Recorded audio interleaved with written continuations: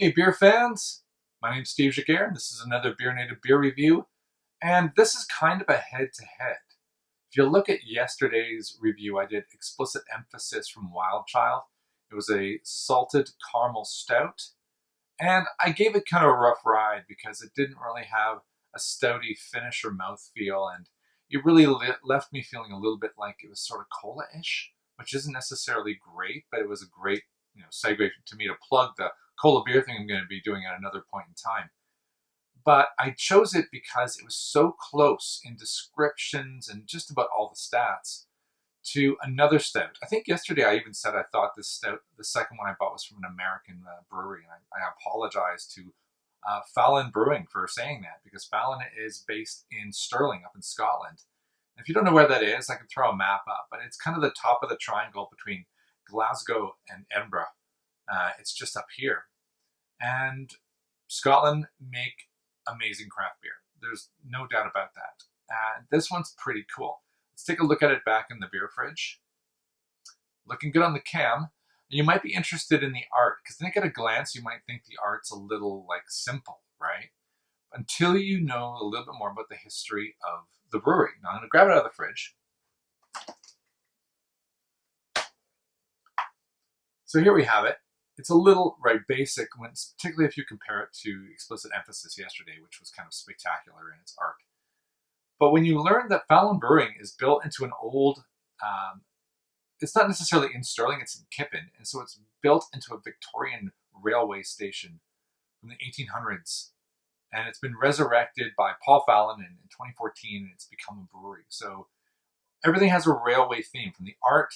So let's look at some of the other the other beers on their website.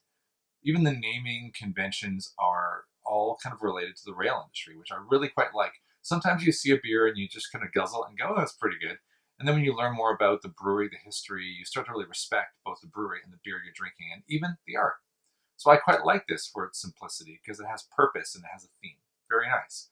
And choo-choo, get it? Choo-choo! It's not about you. Not everything's about chewy. So we're going to check it out. It says it is also a salted caramel stout, although it says milk stout because it's got lactose in it. Yesterday's also had lactose. It wasn't plugging itself as a milk stout. Similarly, it talks about a lot of the similar characteristics. Yesterday's also had an adjunct syrup, so does this. But what I like about this one, if you investigate a bit more into it, I can learn what it's made of. It's got East Kent Goldings hops. It's got Maris Otter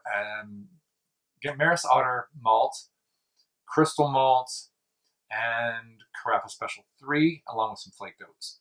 So I have a much better expectation of what it is they were trying to do when they made it, which is pretty awesome, right? I like that. So it's 6.0%. Yesterday was 5.9. The IBU they advertise is 25, same as yesterday. Like really head to head on a sheet of paper, you would be like, they should almost be identical. Well, let's find out. Let's crack it open and take a bit of a smell. Yesterday's was super lively. It just burst right out of the top. This one has not done that, so I'm getting a pretty light caramelly coffee almost, which is great. Quick sip.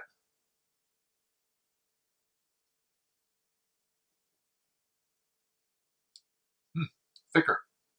I kind of like that already. So let's get my glass. I've got a very simple glass because I want to take a good look at it. I didn't want to get too corrupted by branding on glasses. This is a malt glass as well, so let's give it a little bit of pour so you can see what the head looks like. Not too bothered about whether the head is big or small, just more about color and the type of bubbles. And it's a really nice brown head. This is probably not going to focus, but you can catch the flavor of that looks like. It's pretty sharp, small bubbles. Yesterday it just exploded into big bubbles, which that's what gave me that. When you pour a Coke quite aggressively, I looked at it right away and went, it's got kind of soda pop carbonation. And this doesn't. It's the head's sticking around for a bit. It looks nice. I often characterize some of the darker beers like that espresso martini shake. You get a nice little froth at the beginning and then it very slowly fades. This has that. I like that. Let's dive in. So some of the staple stouts that I like to compare things to from the UK at least. Well, Guinness is global, let's face it, right? But Mackeson's and Murphy's Irish Stout, they're the ones that we're grown up on. We brought up on these ones because you can get them anywhere, and when you learn what a stout is, that tends to be the first one you get to try. And this has that edge. I don't know if you can see I smell stout, but I can smell the characteristic malts associated with the stout. So yeah, you can catch all of that. Crystal, obviously, Carafa too.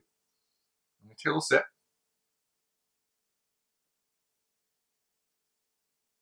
I think this one has Hebridean salt in it to give you that extra salty caramel flavor. So straight away, this has succeeded where yesterday's failed.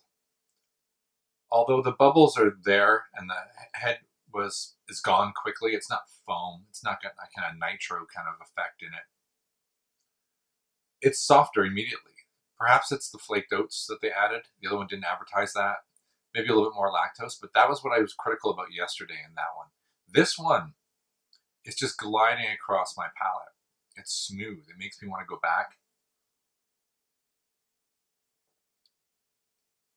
And it's not unpleasant. It doesn't have the sharpness of drinking a cola too fast. And that's what I didn't like about that one yesterday.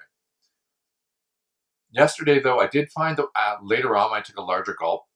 I caught the salted caramel a bit better, but at a sipping stage, I really wasn't getting it at all. And here, I'm definitely getting the salted edge. Like a little bit of that. It's not strong, it's subtle, and I'm okay with that.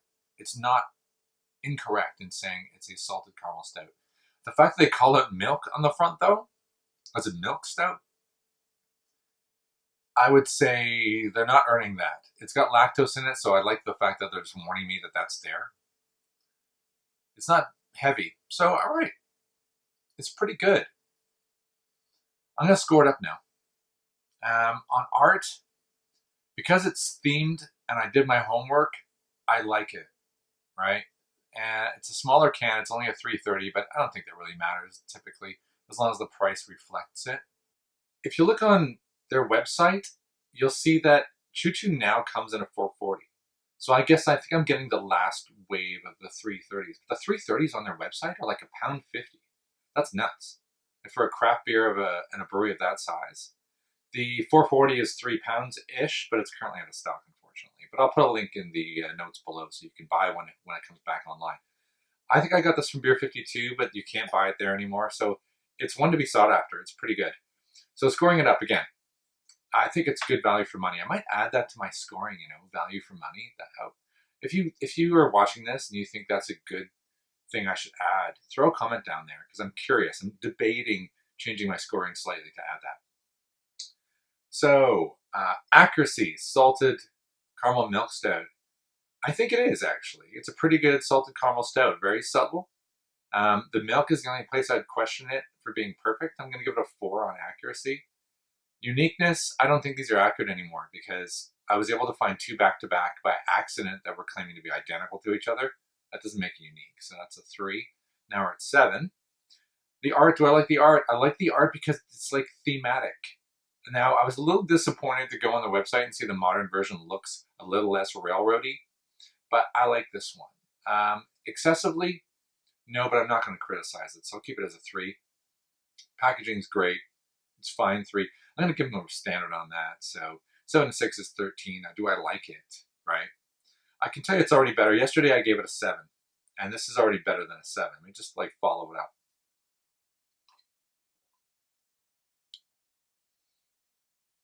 Yeah, the bitters are stronger. The mouth feels way better. It's so much smoother. It's like a melted, semi-dark chocolate that gives it that velvetiness, which is amazing. When you let it linger and you let it fade, you get the salty caramel, and it's not invasive. The sweetness isn't annoying. The saltiness isn't annoying. It's just kind of there, and it's pleasant. I think it's way better. What's weird is I never do this. I went to Untapped in advance and I looked at both of them just to compare because I was really comparing them as closely as I could. And on Untapped, I think explicit emphasis has a higher score, only slightly, than this. And I didn't, and now I don't understand that at all. Maybe just because explicit emphasis is just, it's in supermarkets, and so more people get to try it. And for some people who aren't so into craft beer, and maybe will never try this one, they just think that's awesome. But I think they would change their score if they could try this, really. So I'm gonna have to bump this up. I'm gonna throw this at a 9 because I really like it, and that's gonna push it up to a, where was I? 13 plus 9 is 22, so it's a 22. It's gonna be like a 3.75 on Untapped, which kind of where it is. I'm tempted to push it up to a 4 just for Untapped, just to kind of give it that righteous boost, right? Untapped is all skewed, and I'd like to do it a favor on Untapped. So my score is going to be 22. I'm going to throw it up as a 4 on Untapped. Probably seems unfair, but hey, whatever, you know. My scoring, I get to do whatever I want. Jump cut to the future. I was just adding this. This is post-review. I was adding it to Untapped. And normally I check Untapped to see if I've had a beer before I review it, because I didn't remember ever buying this, right? And I was amazed to see that I had a previous check-in, and it's from February 2017, and I wrote, it was at 24 Royal Terrace, which I think is a hotel. Yes, it is, in Edinburgh. And they must have had it on tap. And what I wrote was, love it when a beer I'm not in the mood for changes my mind. Cocoa caramel malt, no creepy aftertaste, ninja shit. That's what I wrote in 2017. I totally agree now. It's just back then I wasn't rating all the can and all the other kind of stuff. And so that's why I was tempted to bump it up to a 4. I gave it a 4.75 at the time. Good to see that I agree with me. Huh. Weird though. All right. I don't have to review it again. I've already got a pretty good review on there. But I don't know if you can put 2 reviews in. I'm going to do that because I had it out of a can. It's different, but just weird, man. Weird. Thanks for watching. This has been fun to compare explicit emphasis directly with Fallon Brewing's. By the way, it's worth knowing. If you see this can, it's called it looks like it says Fallen Brewing.